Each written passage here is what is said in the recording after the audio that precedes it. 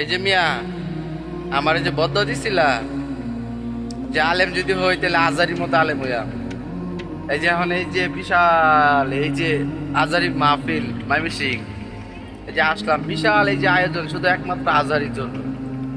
তা আল্লাহ যদি আমার কবুল করে আজারির মতো, তাহলে বুঝো ব্যাপারটা কি, তোমার অভিশাপ বা আমার কি কত বড় উপকার হয়ে যাইব।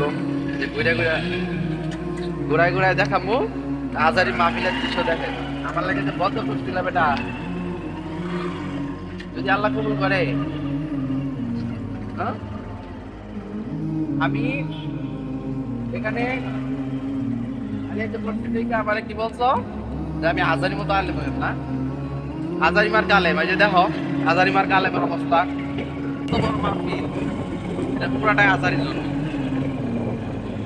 ঠিক আছে, এই যে যা দেখতেছো সব আজারি, সব। ঠিক আছে না? আজহারি হুজুর মানে একটা ব্র্যান্ড। আজারি ওদের মানে একটা ব্র্যান্ড।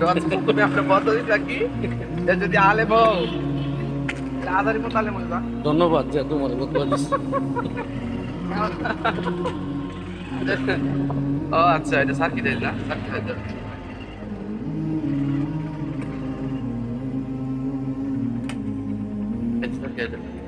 এই যে এই যে সার্কিট হাইজের সামনে আজহারি সাহেবের মাহফিল, তো আপনার বদলা যদি আল্লাহ কবুল করে, তা আমি নিজের দণ্ড মনে করব।